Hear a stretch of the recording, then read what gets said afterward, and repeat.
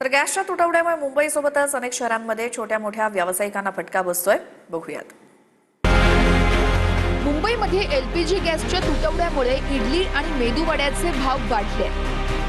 इडली मेदूवड्याचे भाव 20 रुपयांवरून 40 रुपयांपर्यंत वाढले। गॅस नसल्यानं अनेक हॉटेल धारकांना त्रास सहन करावा लागतोय। छोट्या मोठ्या व्यावसायिकांचा धंदा आता कोळशावर सुरू आहे।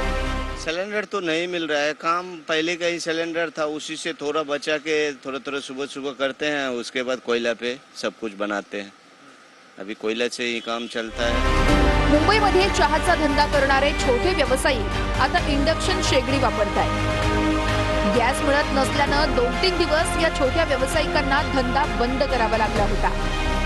परंतु दुकानाचं भाडं, काम करणाऱ्या व्यक्तींचा पगार पाहता आता व्यवसाय इंडक्शन शेगडीवर करावा लागत आहे। गैस नहीं मिल रहा, 2 दिन दुकान बंद था। अभी 2 दिन कल से इंडक्शन चालू कर दिया है। अभी 2 दिन हुआ है। 10 रुपये जा रही है चाय अभी। हाँ, पहले 8 रुपये था, 2 रुपये बढ़ा है। रत्नागिरी रेल्वे स्थानकातील स्टॉल धारकांनाही गॅस तुटवड्याचा फटका बसतोय। प्रवाशांना रत्नागिरी रेल्वे स्थानकावरील रेल्वेच्या कॅन्टीनमध्ये 37 पैकी केवळ 7 मेन्यू दिले जात आहेत। रत्नागिरी रेल्वे स्टेशन प्रमाणेच रायगड पासून गोव्यापर्यंतच्या अनेक स्टॉल धारकांची हीच अवस्था आहे। रत्नागिरी रेल्वे स्टेशनवरच्या स्टॉलमध्ये व्यावसायिक सिलेंडर संपल्यानं स्टॉल धारकांनी चुलीचा आधार घेतलाय। आजचा 5वा दिवस आहे। गॅसचा तुटवडा असल्यामुळे प्रवाशांना सोयी देण्यासाठी खूप अडचण निर्माण होत आहे।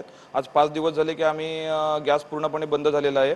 34 आयटम असताना सुद्धा आम्हाला फक्त 6 ते 7 जे खाद्यपदार्थ आहेत ते आम्हाला प्रवाशांची गैरसोय टाळण्यासाठी द्यावे लागत आहेत।